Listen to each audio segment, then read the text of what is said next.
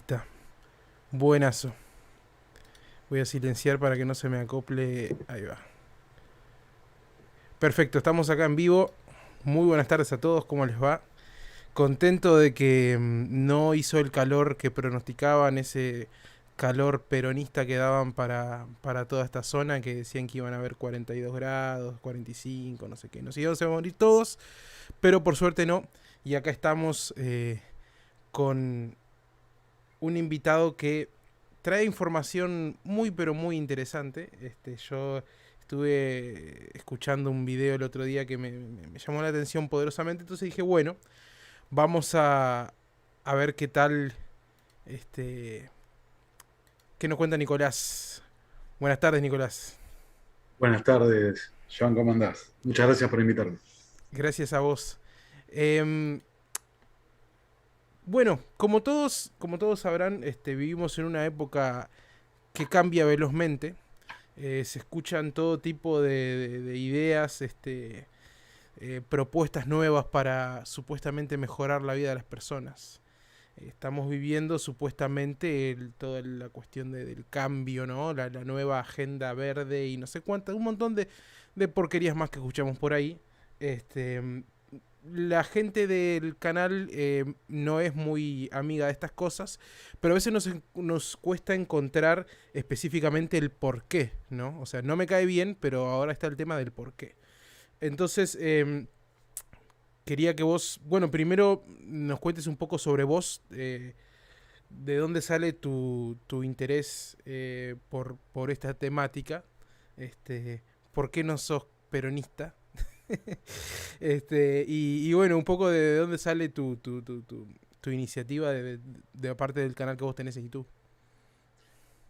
Bueno, para los que no me conocen, soy Nicolás Martínez Laje, soy abogado, 42 años, argentino, hincha de River, no afiliado a ningún espacio político.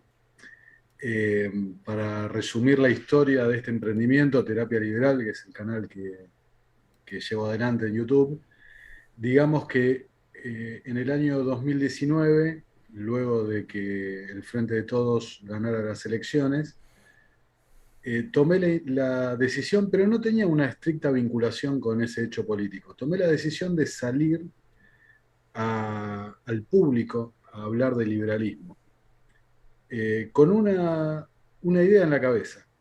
No soy la persona que más conoce, no soy el experto más formado. Quiero aprender y quiero que otros aprendan, quiero que colaboremos en desarrollar las ideas. ¿Por qué? Porque yo venía participando en grupos donde en teoría se difundían ideas liberales, pero grupos de estudio, grupos cerrados, pero me empecé a dar cuenta de que a medida de que yo despertaba las ideas liberales, me empecé a dar cuenta el profundo desconocimiento e incomprensión de las ideas, ¿no? Entonces estaba en un lugar donde se decía que se defendía el liberalismo, pero sin embargo llevaban adelante, se proponían eh, o se reivindicaban regímenes como el maoísmo. Entonces era una contradicción que la verdad que tardé mucho tiempo en verla, porque uno, lamentablemente, desde que se inicia eh, en el adoctrinamiento, en la educación, brindada a través de los contenidos que aprueba el Estado, salvo que uno tenga o un mentor o alguien que lo inicie en las ideas liberales, es muy difícil que las vea hasta ya una avanzada edad. Entonces, ese fue mi caso, tuve un despertar, eh, puedo definirlo como un momento donde empecé a conectar los puntos con el liberalismo Una y me epifanía. empecé a sentir, claro, y me empecé a sentir que no tenía razón de ser lo que estaba haciendo intelectualmente. Entonces dije, bueno, salgamos al público, en lugar de morir en cuatro paredes con 10 tipos que no entienden de lo que están hablando, salgamos a exponer la cara, las ideas y a enfrentarnos a lo que se viene. Se dio el triunfo del Frente de Todos, por eso te digo que no necesariamente estaba vinculado, pero cuando se da el triunfo del Frente de Todos, empiezo a notar como una reivindicación acá en la Argentina de más, digamos, en el trato con gente con la que no hablaba de estas ideas, ¿no? Pero como una reivindicación de ideas que me parecían muy nefastas. Entonces, cuando fue la asunción de Alberto Fernández, dije, listo, este es el primer programa de terapia liberal. Que en ese momento era un podcast, no tenía imagen, no era video, pero bueno, el mercado manda y nos fuimos adaptando a lo que el mercado requería. Ese fue el comienzo. Ahora, tengo que reconocer que desde aquellos momentos de 2019 jamás imaginé que el mundo se iba a convertir en lo que se convirtió. Jamás lo vi venir. Eh, Tampoco jamás me imaginé que yo iba a estar investigando y metiéndome en temas que al principio tan en apariencia tan desconectados de la filosofía o de la actualidad del día a día argentino, ¿no? Y así fue, cuando empezaron las medidas, ¿no? Usamos un lenguaje YouTube friendly, cuando empezaron las medidas que todos sabemos, el tiempo quizás de aislamiento, el tiempo de tener justamente más tiempo disponible, me llevó a investigar más y más cosas y más cosas, y bueno, hasta que llegué a esta investigación que vos viste, que es respecto a la tecnocracia, que, como dice mi amigo Nicolás Moraz, fue mi opus magnum, ¿no? Mi obra maestra, pero simplemente fue una consecuencia lógica de seguir los pasos de lo que estaba pasando. El tema es que este asunto de la tecnocracia es completamente ignorado por el público mayoritario, ¿no? Digamos, en casi toda su extensión. Ahora, siendo muy concreto, sí venía ya desarrollando la influencia del Foro Económico Mundial, venía estudiando digamos, estoy pensando cómo hacerlo YouTube friendly, las medidas de estos organismos multilaterales que bajan directivas y mandatos y demás. Y en un momento, en un video que hice sobre el gobierno mundial, eh, simplemente leyendo, o sea, no hay nada oculto, simplemente leyendo lo que escribía el Foro Económico Mundial sobre la gobernanza global, así lo definen, hubo un artículo en particular que se llamaba Platón tenía razón, ¿no? Que para los que estén viendo este video, siempre busquen los artículos en inglés. Hay muy pocos en español. Sí. Eh, Ese artículo, Platón tenía razón, que lo reseñé en un video, lo comenté, ¿no? Con el formato típico de la plataforma, me generó ruido. Dije, exactamente a dónde van con esto. ¿Por qué esa reivindicación del cientificismo? ¿Por qué esa idea de gobernanza eh, prácticamente eh, guiada por el algoritmo, abandonando la política, abandonando, cuando uno piensa, no, están hablando de poder y control, no, están hablando de otra cosa. Ese ruido fue lo que me llevó a investigar, a buscar material, y ahí di con la investigación de Patrick Wood, que después vamos a desarrollar más, sobre la tecnocracia. Una investigación que lleva 45 años, ¿no? Sobre una persona muy cercana, aunque no parezca, a las ideas liberales, por su conexión con Anthony Sutton, una persona muy conocida en el mundo liberal, Anthony Sutton. Eh, Esta investigación de Patrick Wood, fenomenal, insisto, 45 años de documentación, de seguimiento de estas ideas de la tecnocracia, realmente significaron para mí como eureka, ¿viste? Todo lo que no terminaba de cerrar eh, conectó mágicamente de golpe, teniendo en cuenta este punto de vista, el de la doctrina tecnocrática que se origina en la década del 30. Así que bueno, esa una larga respuesta, te No, dije. no, pero está bien, está perfecto. Claro, como te decía, es algo que uno mira, trata de decir, bueno, a ver, ¿qué tienen en común estas cosas, ¿no? ¿Cuáles son los patrones? Pero de repente te encontrás con personas como justamente Bill Gates y Elon Musk, que pareciera que fueran personas que van por dos corrientes distintas, cuando en realidad vemos, después de investigar bien, que no. Entonces uno dice, bueno, ¿qué es lo que une todo esto? ¿No? ¿Cuál es el...?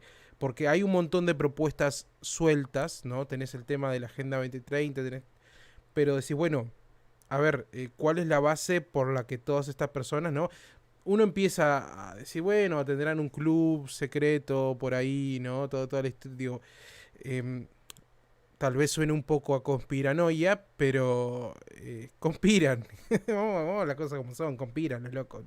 No es, digo, lamentablemente uno piensa a veces que ellos son tontos como somos nosotros y que estarán diciendo, ojalá salga el candidato que me beneficie a mí en las votaciones, porque si no, capaz que pierdo mi fortuna. O sea, cuando en realidad estos tipos son ellos los que hacen y deshacen la política y todo, y nosotros estamos acá como menos espectadores que pensamos que por bueno, por votar por uno, votar por otro, a dar, no cambiamos nada, en realidad son solo distintos colores de lo mismo.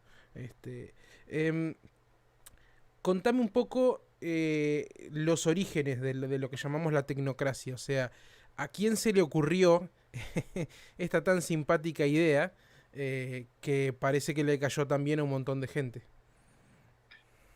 Bueno, creo que es muy importante la intro que me hiciste, ¿no? El pie para la pregunta, porque das en la clave de un aspecto fundamental.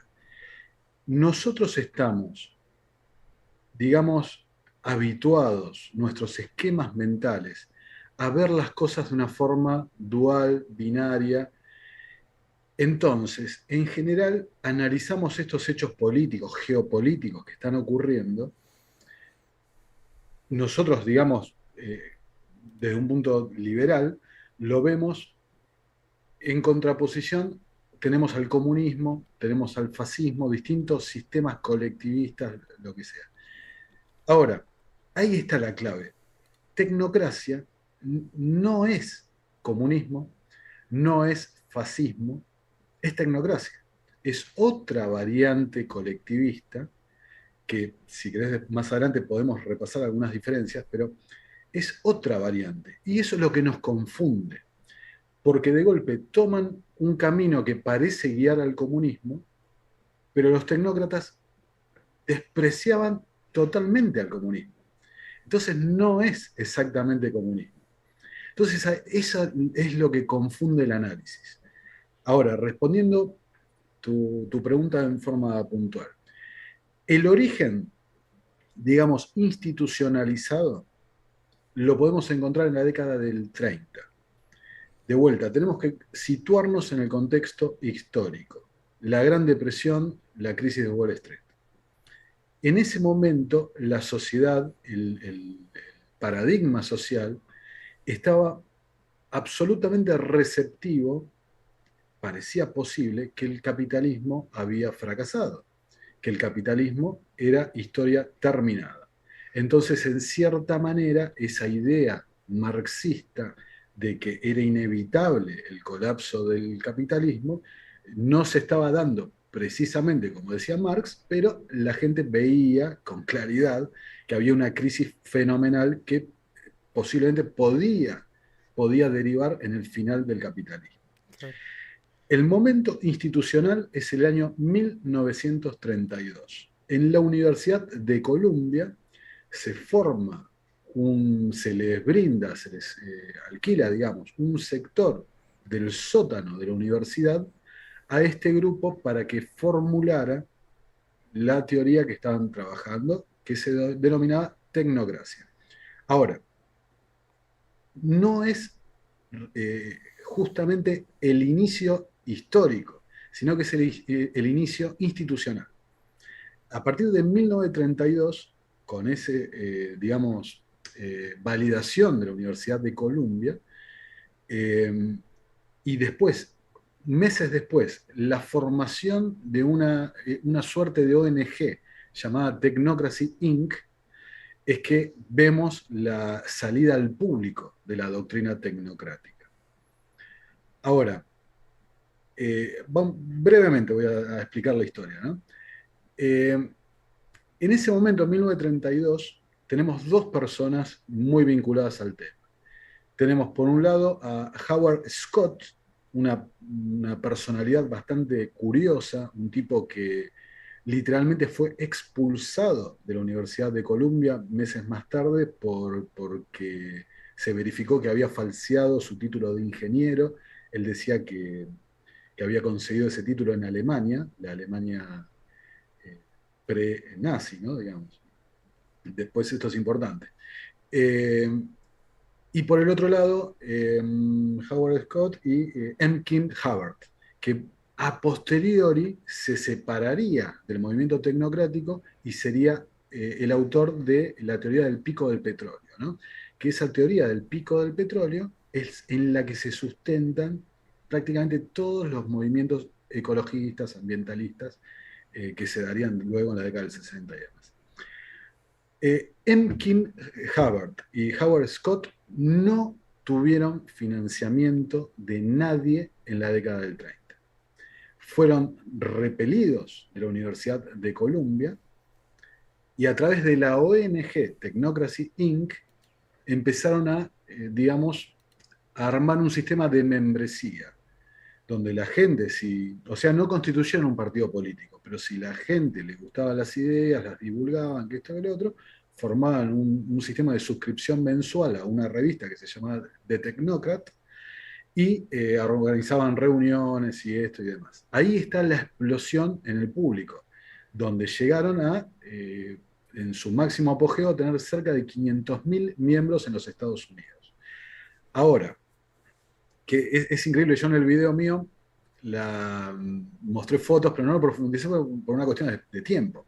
Pero si uno ve, hasta se habían desarrollado uniformes, pintaban los autos de un color especial, o sea, era tan popular el movimiento que las concesionarias vendían los autos con gris tecnocrático. Era un color en el catálogo. O sea, fíjense lo que estoy Sí, diciendo. sí, era popular, sin duda. Era muy popular. ¿Pero por qué? Porque el ámbito de la época sugería que la idea de la tecnocracia, que básicamente es la propuesta de un sistema económico, no político, económico, sustitutivo del capitalismo, parecía en ese momento, con el colapso de Wall Street, algo razonable, algo viable. Eh, Después, bueno, avanzando un poco en el tiempo, la asociación crece, lo que dije, mucha gente se afilia, lanzan revistas, libros, aparece el famoso que puse ahí en el video, Technocracy Study Course, que es un PDF, un manual para entender las ideas, que, comentario así entre paréntesis, lo encontré en castellano en Mercado Libre a 300 pesos argentinos, una cosa Mira. fantástica, una versión más simplificada, digamos. De título El ABC de la tecnocracia. Si lo buscan, hay bastantes ejemplares. O sea, fíjense, llegó Llegó hasta acá. a todos lados. Curiosamente, o no, editado por una editorial de corte marxista. Eh, Ahora, la idea central de la tecnocracia, un sistema económico sustitutivo del capitalismo, un sistema económico basado en los recursos energéticos. O sea, un sistema que no se moviera a través del sistema de precios, de oferta y demanda tradicional del capitalismo, sino que fuera un sistema basado únicamente en la generación de energía. Después, si querés, lo profundizamos, pero bueno, así no me pierdo del tema histórico. Vos interrumpime cuando quieras, porque yo No, para no, no, hablar no no, es tengo que justo problema. está bueno porque estás dando, digo, el curso histórico correctamente. Está perfecto. Bueno, después vamos a la década a fines de los 30. Un comentario. Un Mundo Feliz, la novela de De Aldo Huxley. Huxley, está editada en el mismo año que la tecnocracia sale a la luz, 1932. El hermano, Julián Huxley, estaba vinculado a la tecnocracia. Entonces, fíjense que la novela, en realidad, el régimen que está descrito no es exactamente un régimen político, sino que es un régimen cientificista, científico, técnico, digamos, que prácticamente se maneja solo, ¿no? Como una suerte de inteligencia, un algoritmo, digamos, ¿no? Pero bueno, no existían esos términos en esa época. Como dato de color, lo digo. Eh, bueno, fines de los 30, la tecnocracia, que dije que estaba en el sótano de la Universidad de Columbia al principio, compartían el sótano de la Universidad de Columbia con la IBM, ¿ok? Con IBM. IBM le cede en leasing al régimen nazi los tabuladores, que son las primeras, digamos, los tatarabuelos de las computadoras. Pero a Alemania no viajan únicamente los tabuladores de la IBM, viajan también delegados de la tecnocracia. La tecnocracia también iba abriendo, digamos que, franquicias en distintos lugares. Había una franquicia alemana. La franquicia más importante del mundo no era la norteamericana, sino que era la canadiense. ¿Ok? Otro dato que ahí mencionaste a Elon Musk, esa franquicia canadiense estaba liderada por el abuelo de Elon Musk, que estuvo detenido más adelante en la década del 40. Bueno, la tecnocracia en Alemania desarrolla, trabaja en conjunto para experimentar un sistema basado en este gobierno de los expertos en la tecnología, en la ciencia, digamos, entre comillas, todo. Porque es siempre la ciencia que dicen ellos. Sí, sí, por ¿Ok? supuesto. Según Claro, yo, la ciencia según yo, totalmente. sí. O sea, la gente que está viendo esto, por favor, compárenlo con el mundo actual, ¿no? Porque la idea de fondo que estamos diciendo es que lo que están llevando adelante ahora es las ideas de la tecnocracia. Ahora, en la Alemania nazi surge un problema. El líder, no sé si lo puedo nombrar acá por la plataforma, Y todos nos decirle el del entendemos, bigotito angosto. claro, ¿no? Por El favor. bigotito. Nos entendemos todos, ¿no? Sí, Todos sí. sabemos quién fue. Eh, Empieza a detectar un crecimiento peligroso de esta facción, este grupo tecnocrático dentro de la estructura de poder del partido. Entonces ordena desarmarlo. La realidad es que se desarmó en forma formal, pero en la práctica, en la realidad, siguieron operando y siguieron midiendo y experimentando, digamos, con su sistema, con su ideología, con su doctrina. Tanto es así que está documentado que tras la caída del régimen, la facción, la franquicia alemana, él, recomienda quiénes son los científicos que eh, debían evitar los juicios de Nuremberg y ser llevados a los triunfadores de la guerra, ¿no? A los Estados Unidos. Claro. A través de la famosa operación Paperclip. Esto está todo documentado, lo pueden buscar, la relación entre la tecnocracia. Hay un libro alemán que me resulta imposible de reproducir el título, pero bueno, después en los comentarios lo puedo copiar. Está documentado cómo fue una selección a dedo de quienes tenían que eh, salvarse, digamos, del juzgamiento por los crímenes de guerra. Ahora, eh, todo esto que estoy contando en los Estados Unidos y en Canadá, donde, repito, la franquicia era la más importante del mundo, se empezó a ver mal en los ojos de la opinión pública la afiliación de esta gente con el régimen nazi. Paréntesis, volviendo al paradigma de la época. Recordemos que el señor del bigotito fue persona del año de la revista Time. O sea, Ni las hablar. ideas, claro, las ideas fascistas gozaban de una popularidad bastante importante. Sí, sí, en lo el que mundo. lamentablemente los pobres yanquis no sabían era que este tipo había reconstruido un país con la plata de ellos, ¿no? Pero bueno, eso, eso es un tema para otro video. Totalmente, pero vas a ver que está relacionado con esto. Ahora, esa percepción, por un lado, de que el capitalismo en realidad no había muerto, por el otro lado, de que están demasiado afiliados y se parecen demasiado al enemigo, llevó que en Estados Unidos desapareciera paulatinamente el grupo. En cambio, en Canadá fue declarado actividad subversiva, fue prohibido y perseguido por el Estado. Ahí es cuando es detenido Josh Halderman, me parece que el nombre, yo con los nombres no, que es el abuelo de Elon Musk. ¿Ok? Ahora, de los 40 a los 70, la de tecnocracia, no hay nada. Directamente no hay ningún registro. Como dije antes, M. King Hubbard se separa del grupo, de Howard Scott no se sabe nada, eh, no, desaparece simplemente. Ahora, eh, reaparece en los 70, en la década del 70. Y acá viene lo que dijiste vos de el dinero del financiamiento. Anthony Sutton, que lo nombré antes, autor de Wall Street y los bolcheviques eh, otro libro, Wall Street también y el nazismo, me parece que es. El título ahora se me va. Es un economista que documentó con mucha rigurosidad el financiamiento de la élite financiera estadounidense a tanto al comunismo bolchevique como al régimen alemán nazi.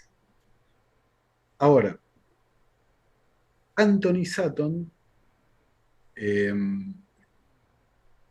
empieza a investigar, empieza a ver, hay muchos videos, inclusive en YouTube, de entrevistas, la relación de la Comisión Trilateral en muchos de los aspectos geopolíticos que se estaban dando.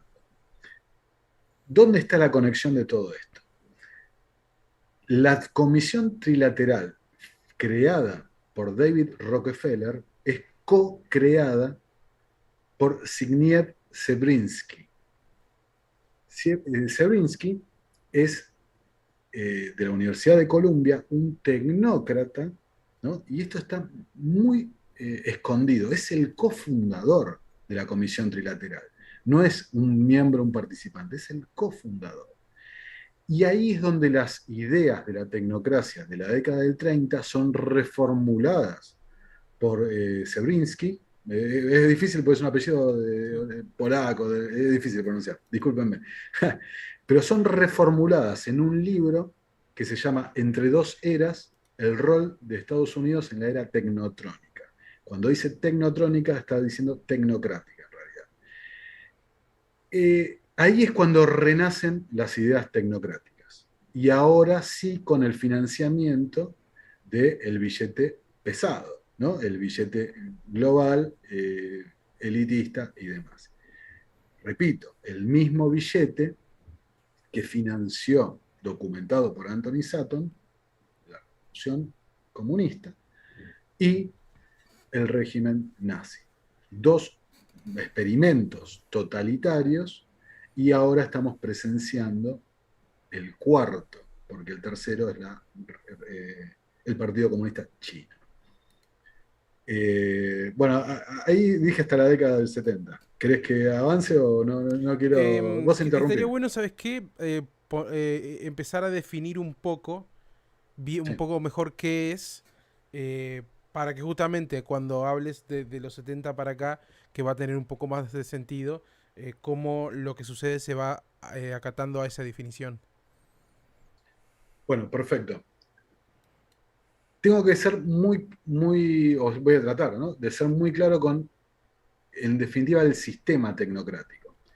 Estamos hablando de una idea que propone literalmente esto, ¿no? Aunque les parezca absolutamente demencial, ¿no? Pero les pido que escuchen y que piensen lo que está pasando en 2020 y lo que viene pasando desde hace tantos años, de a poquito, pasito a pasito. ¿Qué es lo que proponen? Proponen la creación de un territorio denominado tecnato. En ese territorio se registra toda la energía que se produce, ¿no? Vamos a un ejemplo, no sé, 1.000.000 de kilowatts, no sé, para ser claro Sí. y simple. Se produce 1.000.000 de kilowatts. Bueno, los encargados del gobierno, expertos científicos, emiten el Gobierno de equivalente, científicos, me hiciste- totalmente, totalmente.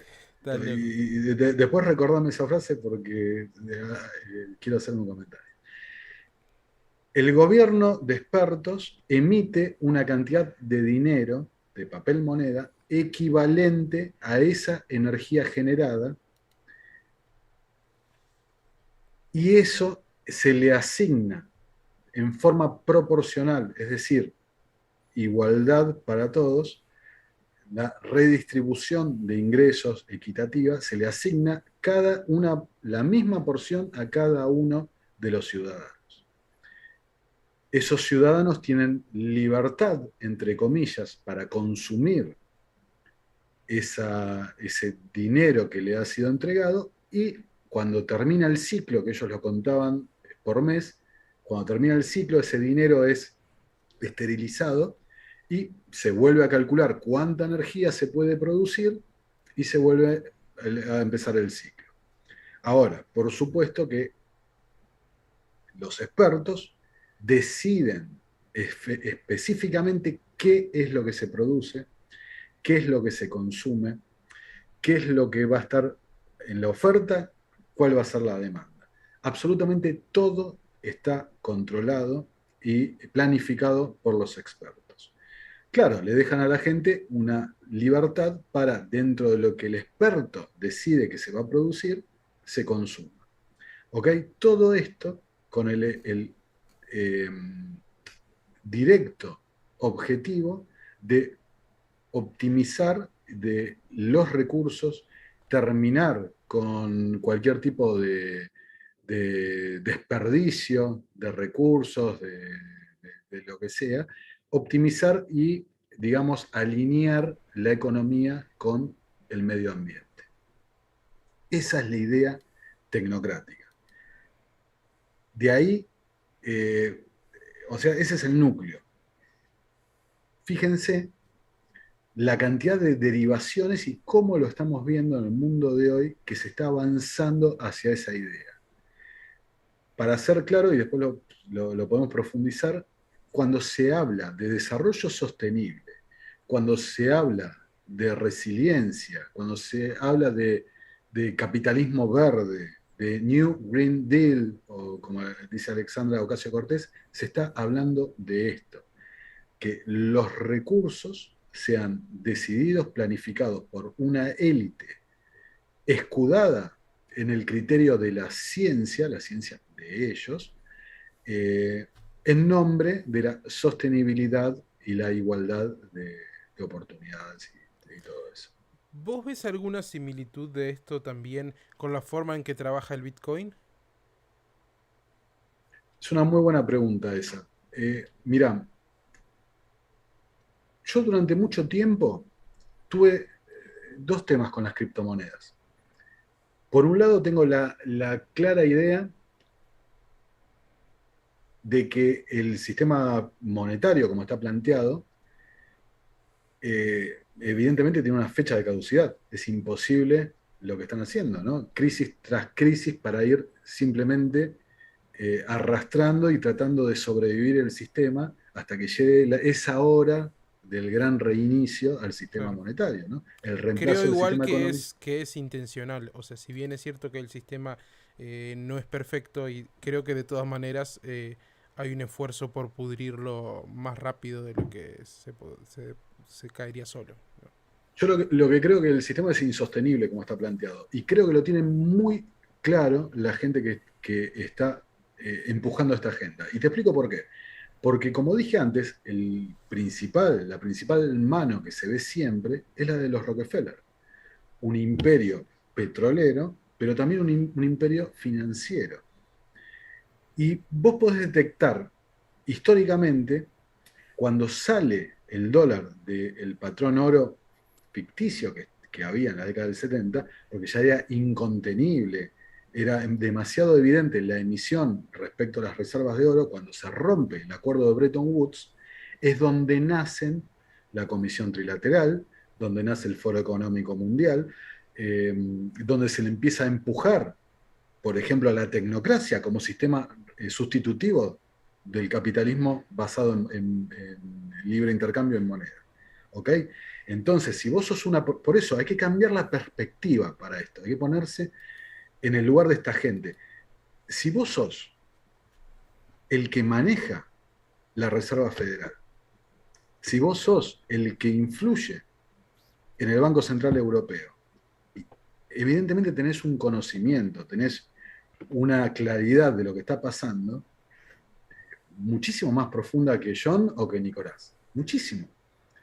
Entonces te vas preparando y a mí, por la investigación, por lo que he hecho, me marca la década del 70 como el punto de inflexión, donde empezaron a diagramar y a llevar a la opinión pública, llevar al inconsciente colectivo, si puedo definirlo así, esta idea de sustentabilidad. Con el enfriamiento climático en ese momento, con el calentamiento climático Sí, después, ahora con... perdona que te interrumpa, ¿no fue por ahí la primer conferencia sobre población? No me acuerdo si fue en el Cairo o fue, no fue por ahí que hubo, fue la primera vez que empezaron a tratar el tema del planeta sobrepoblado.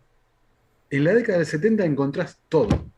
El Club de Roma, Conferencia sobre la Población, eh, la iniciativa financiada por Ted Turner en la ONU, bueno, eso es principios de los 80, pero bueno, estamos, digamos, en la misma época. Eh, Todo está ahí. El Club de Roma, su primera reunión, es hecha en una propiedad de los Rockefeller. O sea, si vos sos el dueño de la máquina de hacer alquimia, dinero de la nada, y sabés que esa máquina de alquimia tiene una fecha de vencimiento, pero también sabés el valor de los recursos por el pasado petrolero, qué importante es crear y moldear y direccionar la economía global hacia los recursos, siendo vos quien los manejás. Ni Y hablar. esto, para mí, lo que estamos viendo, una transferencia notable de recursos de un lado al otro, en nombre de el calentamiento, el enfriamiento, el cambio y Greta Sí, Thunberg. sí, ¿Qué sé yo? lo venimos viendo hace rato con no solo con el agua, sino con las tierras este, cultivables digo, bueno, ni hablar que los países que tienen minería importante ya lo están viendo hace rato, ¿no? Acá en Uruguay justo no es uno de los temas que más tengamos. Pero sí, sí se ve eso, ¿no? Cómo vamos perdiendo acá sobre todo el agua. eh, y bueno, mientras tanto, nada, la derecha obviamente no hace nada y la izquierda se queja un poquito para las cámaras y eso es todo, pero sí, han vendido todo, de eso no hay duda. Mirá, llegamos en el transcurso histórico a la década del 70, más o menos, principio de los 80. Por ejemplo, el término desarrollo sostenible lo populariza Gro Harlem Brundtland, ex primera ministro de Noruega, a través del libro Nuestro futuro común, que es la base de lo que sería la Cumbre de la Tierra de Río de Janeiro, donde nace la Agenda 21, que después sería la Agenda 2030. Gro Harlem Brundtland, un difícil nombre noruego, miembro de la Comisión Trilateral. Ahora, vos fíjate, me dijiste la Perdona, derecha, tal y vez sí, una pequeña pausita. Para los que no estén al tanto, ¿qué es la Comisión Trilateral? la Comisión Trilateral es un grupo de presión, podemos definirlo, me cuesta realmente definirlo, grupo de presión, think tank, sociedad secreta, sociedad discreta, me cuesta realmente definirlo. Sí. porque hay digamos, unos objetivos y una imagen pública, pero es difícil, realmente hay que ser muy ingenuo para pensar que no hay otra cosa detrás. Eh, hay, dentro de la cantidad de think tanks y grupos de presión que hay en el mundo, financiados principalmente por esta gente, Rothschild, Rockefeller, de vuelta, la obra de Anthony Sutton es fundamental en esto. Él habla mucho de Skull and Bones, Sociedad Secreta Norteamericana, vinculando todo. Los remito a la obra de Anthony Sutton. Eh, eh, digamos, por un lado está el Consejo de Relaciones Exteriores, el CFR, y por el otro lado aparece la Comisión Trilateral. La Comisión Trilateral es fundada en forma posterior y daría la impresión, por los miembros, por la gente que participa, que tiene un vínculo más estrecho con la élite. Daría la impresión, porque está más compuesta por financistas globales, está compuesta por gente no tan vinculada a, digamos, a la política visible. Pero es una organización, insisto, con el carácter, no tengamos miedo de decir las cosas como son, el carácter secreto, ¿no? Son muchas veces funcionarios públicos, muchas veces políticos que están reunidos por su rol de políticos elegidos para ser representantes del pueblo en secreto, con gente que después tendrán, evidentemente, conflictos de intereses. De este grupo, la Comisión Trilateral, que sale, o sea, surge, eh, Rockefeller lo piensa en respuesta al grupo Bilderberg. ¿Por qué? Porque en Bilderberg no se aceptaban miembros de Asia. Rockefeller, en ese momento, ¿no? Estoy hablando de década del Mm. 70. Rockefeller, en respuesta, crea la Comisión Trilateral, decidiendo que va a ser formada e integrada por 100 miembros norteamericanos, 100 miembros europeos y 100 miembros japoneses. Ahora, el objetivo declarado de la Comisión Trilateral es la instauración de un nuevo sistema económico mundial, un nuevo orden económico mundial. Entonces, de vuelta un poco a lo que dije antes, si tenés una claridad en que la riqueza no está en el medio de intercambio que es el papel, sino que la riqueza está en la tierra, está en los recursos, qué conveniente una doctrina caída en desuso que se trata y se vincula a atar a la economía de esos recursos. Desde ahí, la Comisión Trilateral ha tenido una influencia tremenda.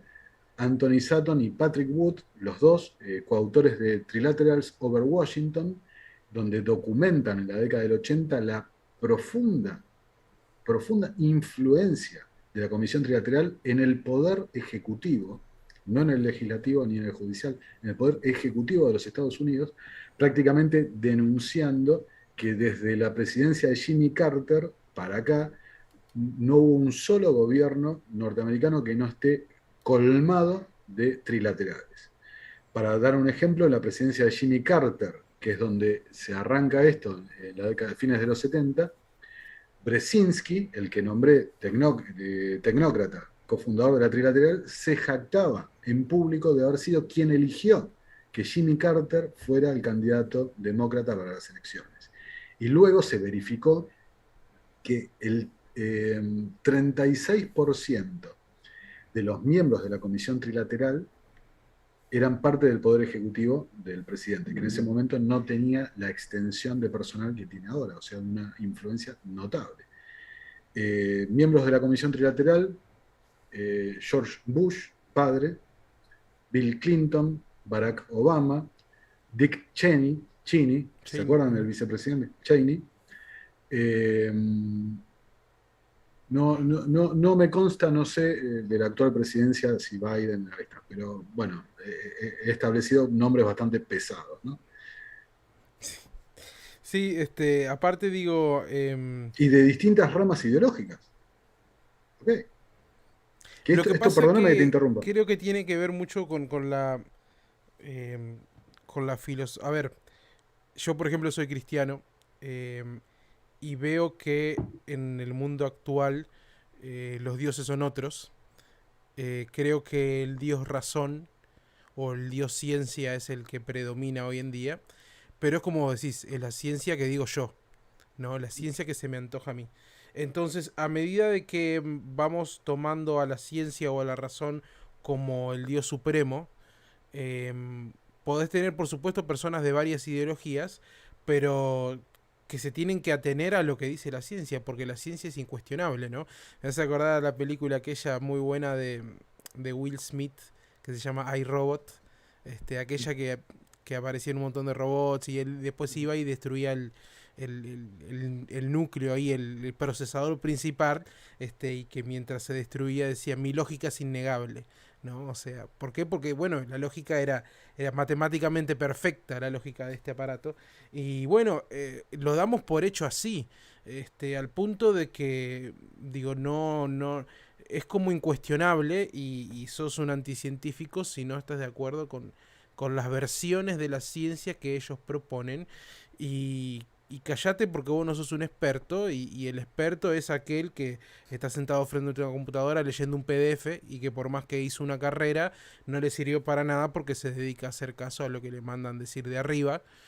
Y también tenés estas organizaciones supragubernamentales que gobiernan todo lleno de personas puestas a recontradedo porque nadie las votó, ¿no? Porque si vamos a lo que es, nadie votó a Tedros Adrañón para que sea el presidente de la OMS, ni bueno, a quienes sean presidentes de las distintas organizaciones. Entonces también como que de a poquito nos fueron atando para que no tengamos mucha más vuelta ni se pueda opinar mucho al respecto, ¿no? Eh, o sea, en eso lo hicieron muy bien, porque se apoyaron en algo que supuestamente no se puede cuestionar y que no admite opiniones, sino que bueno, es ciencia, punto, no se habla más. Sí, yo coincido con vos. Mirá, respecto a los políticos, así en general, fíjate una cosa. El presidente de Estados Unidos, sea Biden, sea Trump, sea el quien sea, ¿tiene el poder para frenar la economía mundial? No, la verdad que no. ¿El Xi Jinping tiene el poder para frenar la economía mundial? Bueno, partiendo de la base de que ellos no son quienes imprimen sus propias monedas, no tienen poder ni siquiera sobre su propio país, ¿no? Que fue lo que quiso hacer Abraham Lincoln y le costó la vida, ¿no? El famoso luchador por los derechos de los esclavos, que mentira, no tiene nada que ver, el tipo, él mismo dijo que él todo bien, pero le importaban un bledo de los esclavos. El problema que tuvo fue el tema de que justamente quiso quitarle a la Reserva Federal el poder de imprimir moneda y dárselo al pueblo, según él, ¿no? Igual, pero en fin. Eh, a partir de ahí, sos boleta, digo, no hay vuelta que darle. Si vos no podés controlar tu propia moneda, vos estás a merced de lo que se le cante al que la controla. Bueno, o sea, redondeando lo que dije antes, no hay ningún presidente de ningún Estado-nación que tenga el poder para frenar la economía global, para destruir la globalización. Ninguno, ninguno. China lo puede ralentizar, puede causar problemas en la cadena de suministro, pero no la puede frenar, no la puede destruir. Ahora, estos organismos tienen el poder y lo han hecho, ¿ok? Porque las recomendaciones de estos organismos se han llevado adelante con algunos matices, pero prácticamente de la misma forma en todos los países del mundo. Ahora, ¿qué quiero decir con esto? Les recomiendo a los que estén viendo este video que busquen en internet, en YouTube está, el discurso que da Boris Johnson en septiembre del 2019 en las Naciones Unidas. Boris Johnson, ahí tenés un ejemplo, Brexit y demás, antiglobalista, después tiene una transformación y se alinea perfectamente a las directivas las recomendaciones, digamos, de estos grupos de poder. Los políticos, vistos desde el punto de vista de ellos, de los incentivos y la supervivencia, digamos, el incentivo de la carrera política, luego de acceder al poder en sus países, ¿qué tienen? Los organismos multinacionales, multilaterales. Eh,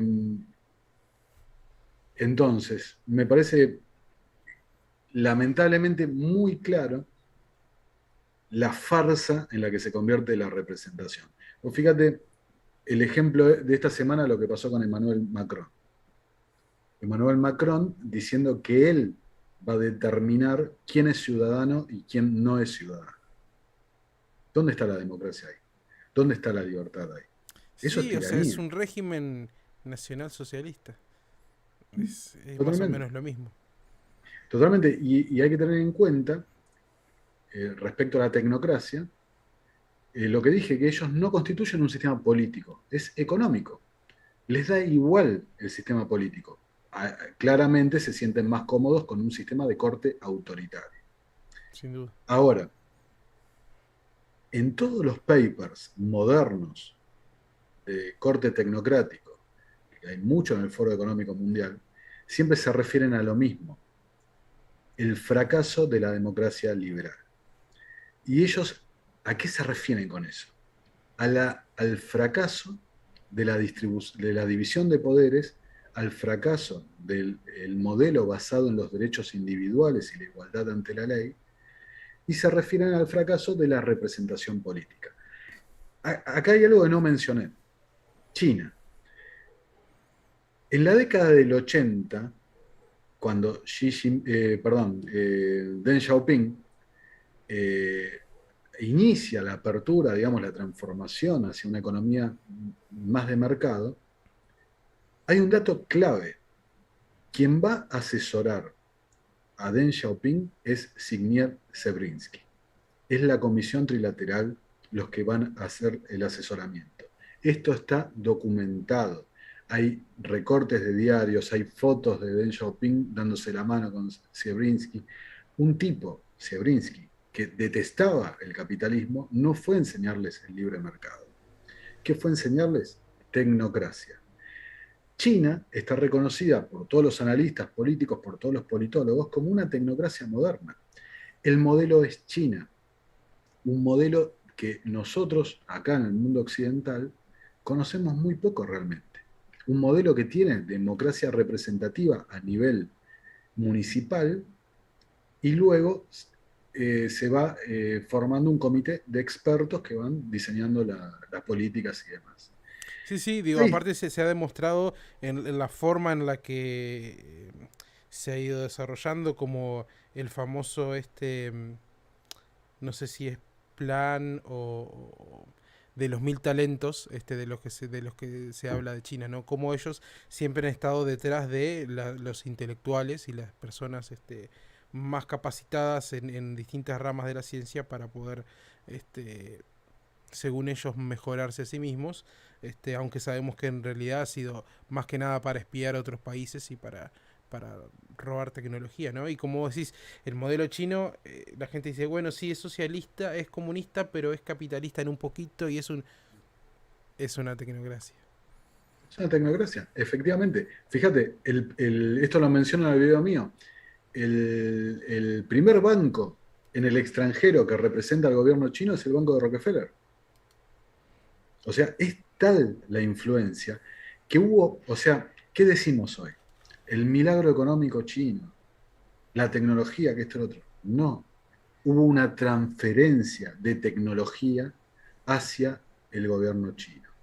China se convirtió en un gran tablero, una gran pizarra para que experimenten. Por eso dije, el tercer experimento tecnocrático fue China. El primero fue el comunismo, el segundo el nazismo, el tercero es China y el cuarto es el gobierno global. Eh, fíjate, mencioné varias cosas ahí respecto a eh, la democracia, cómo escriben, cómo determinan. En un video que hoy terminan, justo antes que empecemos nosotros, terminé de grabar, eh, profundizo mucho sobre esto, ¿no? La referencia que hacen a la necesidad de un nuevo contrato social. desde el Foro Económico Mundial, las Naciones Unidas y demás. ¿Y qué es este concepto de nuevo contrato social? La necesidad de el hombre nuevo, un hombre con una solidaridad, con unos valores marcados, digamos, planificados desde esta élite, basados en el bien común y basados en los recursos, en el desarrollo sostenible. Como vos sabés, como sabe la audiencia, todos estos experimentos colectivistas que se basan en el bien común terminan siempre en lo mismo. Una élite ejerciendo el poder y subyugando, sometiendo a todo el resto de la población. Es una gran farsa lo que dicen. Te hacen ser caritativo a punta de pistola. Totalmente. Y ahora lo llevo a esto que dijiste de la ciencia. A ver, es cierto, lo toman como una religión, un dogma, una verdad revelada, lo que dice la ciencia. Y esta gente, los expertos, cumplen la función prácticamente de sacerdotes, ¿no? Mensajeros transmisores del mensaje de la ciencia. Pero como bien señalaste, como bien dijimos, es la ciencia que ellos eligen. Eso no es ciencia. Eso es fanatismo, es dogma, es manipulación. Es como el calentamiento global. Hay miles y miles de científicos que lo refutan y con muchísimos argumentos, con muchísimas pruebas. Prácticamente en una sociedad normal no se hablaría más de cambio climático o de calentamiento, ¿no? Porque la temperatura no es algo fijo, está siempre en cambio. Respecto a esta idea de sostenibilidad y esto y lo otro, tampoco. O con lo que ha pasado, tampoco se hablaría, porque hay mucha evidencia de que no es como han dicho. Te voy a poner un ejemplo y así no acaparo la charla. Hay un tipo con el que yo me he centrado, Neil Ferguson. Neil Ferguson es el muchacho que hizo el modelo del Imperial College de Londres, que dijo que esto que está pasando iba a ser peor que la crisis, estoy hablando de YouTube Friendly, entiéndanme, que la crisis de 1918 de España, española. ¿Ok? ¿Se me entendió? Es el muchacho que hizo ese modelo computarizado, la ciencia. Ahora, ¿se cumplió lo que dijo Neil Ferguson? No. Neil Ferguson erró, pero no por... erró por miles, por millones de cifras, ¿no? de casualidades, fatalidades. Ahora, Neil Ferguson no solo erró esto, erró la del 2009, erró los modelos de cambio climático, erró hace 20 años que no pega una Neil Ferguson. ¿Y Neil Ferguson es la ciencia? ¿Es el experto? No, se elige a dedo quién es el experto para que siga una narrativa que estamos empujando. Es así Sí, de sí, lo hemos sencillo. visto aparte, por ejemplo, lo vimos hace un par de años con el tema de la ley del aborto. Se pronosticaban que se hacían 800 millones de abortos por minuto y después, sí, sí, por supuesto. Además, como vos decías, esto del cambio climático y todo eso viene ya hace muchos años. O sea, hace años que la Tierra se tendría que haber quemado, congelado y vuelto a descongelar otra vez. Yo me acuerdo cuando era chico, le daban con lo de la capa de ozono y dale con la capa de ozono y el Capitán Planeta y toda la historia. Y ahora no sé, como que ya no es trending, no sé qué onda. Y así, cada tanto va cambiando. Y bueno, ahora cada vez que pase algo es por el cambio climático. Es más, hace un par de semanas, tal vez tirando meses, se dio el primer diagnóstico en Canadá para variar de un paciente diagnosticado con enfermedad de cambio climático. O sea, Sí, eh, leí algo, sí. sí, sí, dolor de cabeza, un poco de mareo, ya te diagnosticamos con la nueva enfermedad. Claro, pero es importante esto. Mirá, voy a tratar de ser claro. Yo hice un video hace poco, que YouTube me lo sacó, me aplicó una sanción, hasta esta semana no puedo subir contenido, ahora lo volveré a hacer, donde pongo declaraciones del tipo que descubrió la técnica, él solo no, pero uno de los que descubrieron la técnica que se está aplicando ahora en los... ¿no? Test. ¿Me entienden? Sí, sí. Ahora, ese tipo ha dicho un montón de cosas que se están verificando y se ha atacado a la personalidad, se ha atacado los intereses económicos y esto y lo otro, pero nunca se ha dicho sobre la ciencia, sobre lo que él está diciendo científico, ¿no? Ahora, esta semana este doctor Malone dio una entrevista con Joe Rogan, ¿no? E hizo una mención a la teoría de un psicólogo belga sobre la formación de psicosis grupal en masa. Luego de que explicó la teoría del psicólogo belga, lo removieron de todas las redes sociales. Ahora vos fíjate, metió el dedo en la llaga. Al algoritmo, digamos, no le molestaba del todo lo que decía sobre los tónicos y demás. Le molestó que diga la de manipulación psicológica. ¿A qué voy con esto? Eh, Hay un eterno conflicto entre libertad y seguridad. Si el Estado, el establishment, el poder se pone en un lugar de protector de absolutamente todo, ¿no? De un resfrío, si todos nosotros pasamos a ser una amenaza potencial que ese Estado vigilante y protector debe monitorear y controlar, digamos las cosas como son, la libertad se acabó. Porque en nombre de eso no hay límites. Te Hoy, mantendré seguro y te mataré si es necesario para lograrlo. hoy es el resfrío, mañana va a ser el oso polar. A ver, no están Mastercard, colaborador destacado del Foro Económico Mundial, no acaba de sacar una tarjeta de crédito que monitorea las emisiones de carbono, la idea tecnocrática. Eh, a ver, esto, hay un discurso de Christine Lagarde en el año 2015, me parece, en Singapur, donde lo explica claramente. La persona que come brócoli no tiene por qué pagar la misma tasa de interés que el que come pizza, ¿no? Le está diciendo con todas las letras. Lo próximo que se viene es el condicionamiento conductual, ¿no? El sistema de crédito social y demás. Eh, Creo que estamos en un lugar muy, muy, muy peligroso. Yo, vos sabés que tengo una visión más liberal radical, más anti-Estado, y creo que en última instancia, de lo que estamos hablando acá, es de terminar con el concepto de derecho natural. ¿Qué es esto? Bueno, vos me dijiste que conocés de religión, que sos católico, ¿no? Hay una visión Cristiano, no tomista, católico. cristiana, Mm. hay una visión tomista del derecho natural, yo tengo una visión más racionalista del derecho natural, pero básicamente para el caso es lo mismo.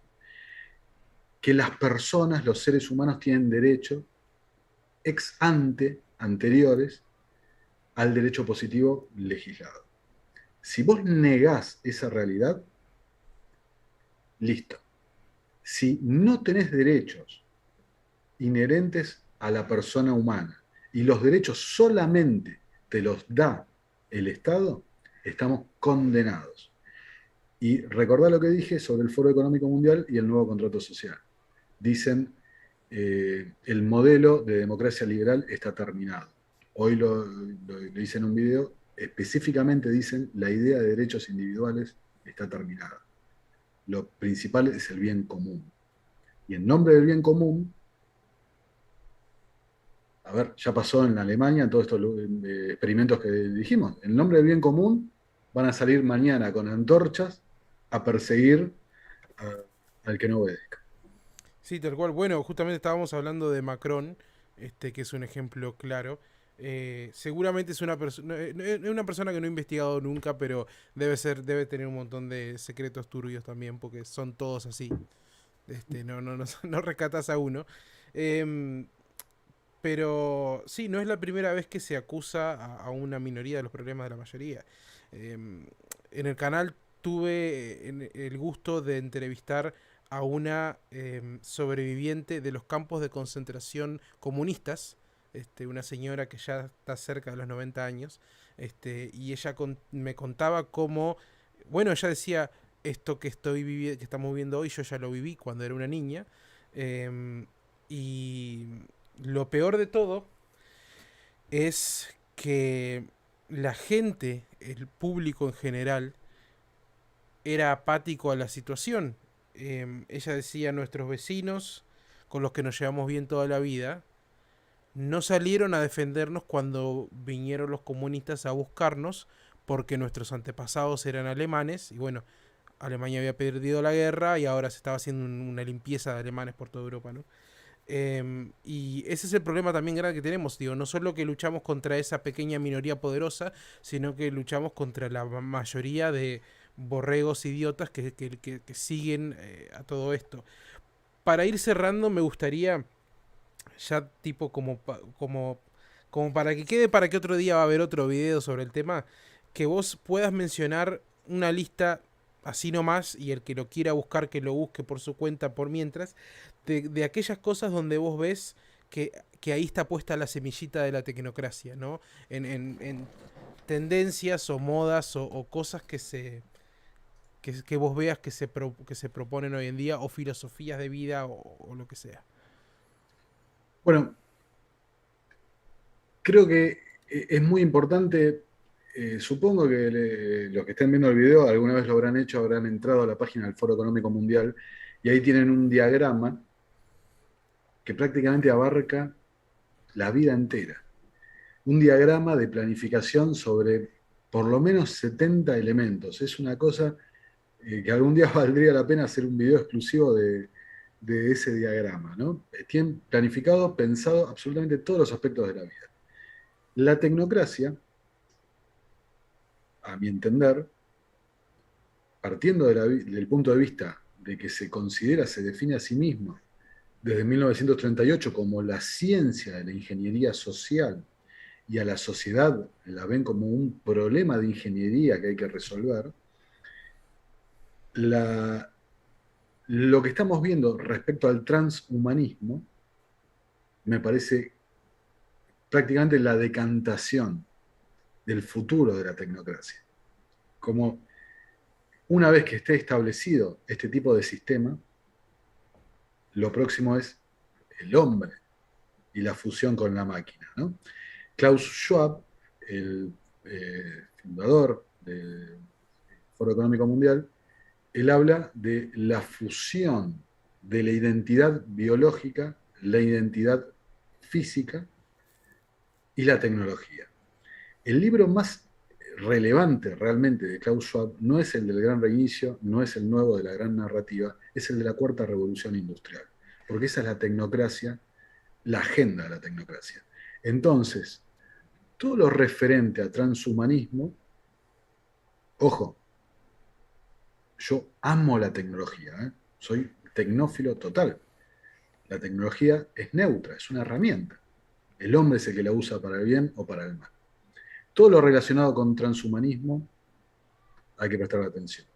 Todo lo relacionado, atento, no con la terapia que estamos viendo ahora, sino con CRISPR, que es la modificación directa del ADN, es transhumanismo. Y pueden verlo de vuelta en el Foro Económico Mundial, que hay un avance notable en la tecnología CRISPR, experimentada en China, en contra de todas las leyes de bioética que existen en el mundo. ¿Ok? China es el playground de la tecnocracia. Sí, ni hablar. Smart cities. Smart cities, smart grid, eh, todo refiere a lo mismo. Inteligencia de datos, inteligencia artificial, big data, perdón, inteligencia artificial, blockchain, antes no mencionamos lo de las criptomonedas, no lo profundizamos, no mencioné, hay cosas muy importantes ahí. Eh, la mano de esta gente está metida en todas partes, literalmente, literalmente.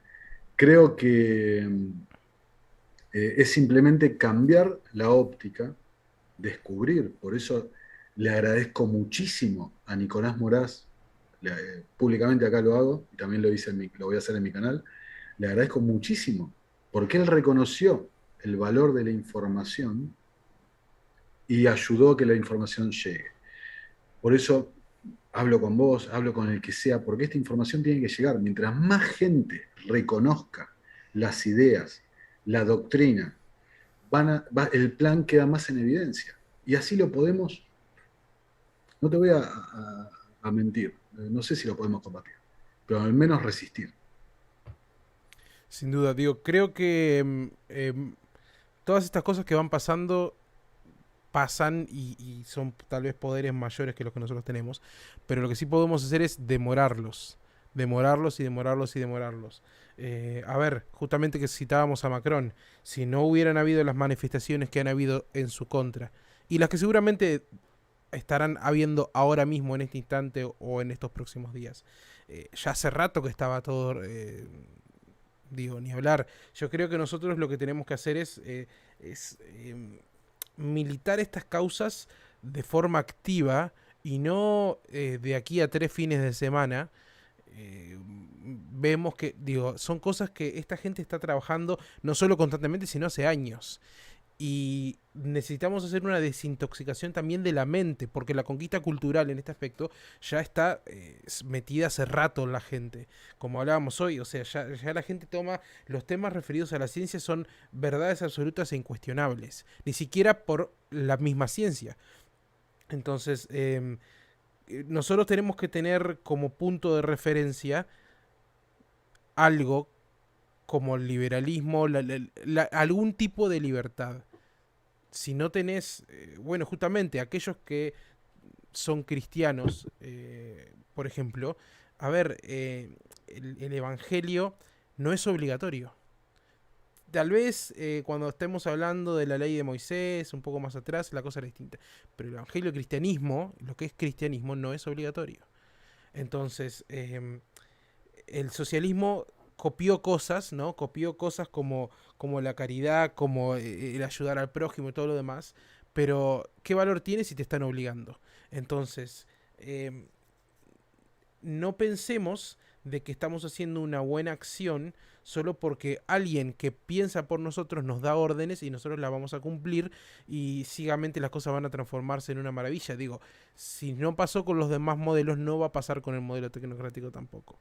Entonces, nada, los que están viendo, comiencen a difundirlo. Primero tenemos que saber que existe. La mayoría de la gente nunca escuchó esta palabra. Yo no la había escuchado hasta que hasta que vos la nombraste en el video. Si bien veía todos los efectos y todas las cosas que cómo lo estaban haciendo, me faltaba la definición, ¿no? Me faltaba el diccionario en esa. Entonces, una vez que la reconozcamos, empecemos a denunciarla por todas partes para que la gente se entere y empiece a ver cómo de a poquito, digo, aparte yo me parece hasta es de locos, ¿no? Porque hace unos años uno se reiría de las personas que vieron la película de Matrix, la uno, que es la única que está pasable, y se la creyeron, y uno decía, ah, qué idiotas, mira cómo se creyeron, es una película, amigo, es ficción, esto no va a pasar jamás, es imposible.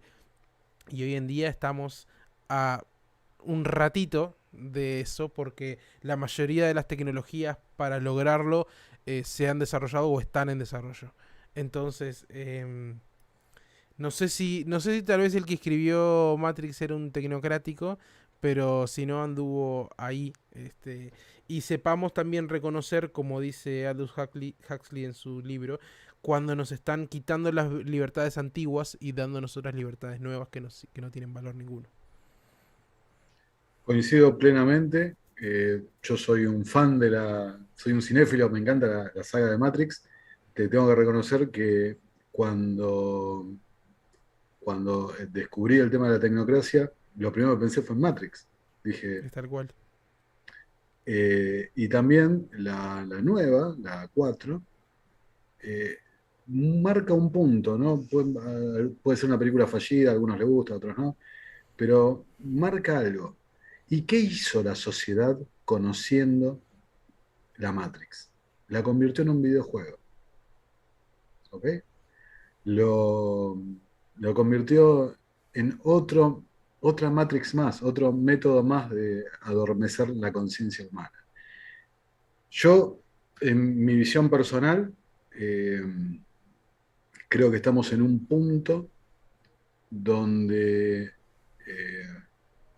como marcan Hubble respecto a la resistencia al régimen soviético, donde es necesaria la formación de estructuras subterráneas. ¿Qué quiero decir con esto? Empezar a conectar con la gente que piensa igual. Y a partir de ahí formar grupos para extender la divulgación. Porque hay mucha gente que está dormida a través de lo que dijo Matías Desmet, que fue censurado de de Malone, a través de la formación de psicosis en masa, desde la emisión de información falsa, vamos a decirlo con todas las letras, información falsa, modelos equivocados, se indujo a un estado generalizado, colectivo, de ansiedad, nerviosismo, estrés y en última instancia psicosis. Es así. Entonces hay que ayudar, porque la gente que tenemos enfrente, que está, podemos decir, dormida, no es gente mala, es gente que está bajo la influencia de esta psicosis inducida a través de los medios de comunicación y las Big Tech. Ahora, hay que ayudar en lo posible. Hay gente que, parafraseando a Matrix, hay gente que no va a querer despertar, pero al que se pueda despertar, hay que despertarlo. Porque como dijiste vos, el despertar, el momento en que la gente hace clic y rompe con el estado de psicosis, el estado de ansiedad, es donde se cae el régimen. Es lo que pasó en Alemania, es lo que pasó en la Unión Soviética, es lo que va a pasar con esta moderna tecnocracia. Cuando la gente despierte y vea que está siendo llevada al matadero, porque, a ver, la tecnocracia ve al ser humano como un recurso que hay que gestionar, Exactamente. al que hay que identificar, al que hay que darle un código QR, al que hay que monitorear, al que hay que verificar su código genético. Sí, sí, somos ganado, justamente los que tanto, ¿no? Ves a tantos veganos y cosas de esas, luchadores de los derechos por los animales, pero quieren someter al ser humano a esto. Este, digo, es ridículo. Y justamente el argumento que usan es negar, en cierta manera, o minimizar el derecho natural. Entonces, en el momento en que todo es relativo, en el momento que toda la ética o la moral es relativa y simplemente el Estado o el experto o el tecnócrata dice lo que es lo bueno, lo justo, lo bello y lo malo, estamos perdidos, claramente. Muchas gracias, Nicolás, por tu tiempo. Vamos a tener otra charla de esto sin duda. Y esperamos a los que nos vean que compartan el video. Esto es un tema nuevo. Esperemos a que la gente se entere antes de que por allá salga alguna persona famosa o algo por el estilo a decirlo y ahí recién empiecen a prestar atención. Digo, lo importante es el mensaje, no el mensajero. Y lo que estamos compartiendo ahora, tenemos el privilegio de saberlo nosotros, entonces compartámoslo con los demás. Sí, o sea, coincido con lo que dijiste, lo importante es el mensaje, me da exactamente lo mismo. Es más, a la gente que está viendo, les recomiendo que vayan a ver la obra de Patrick Wood. Technocracy.news, la página de internet, tiene 2 libros, viene investigando esto hace 45 años. Va a ser muchísimo más completo y profundo de lo que yo pueda decir en 1 hora o 2 horas. Espectacular. Infórmense. Muy bien, gente, nos estamos viendo a la brevedad. Y esperemos que este sea el comienzo de algo bueno. Vamos arriba. Buenas noches. Bueno.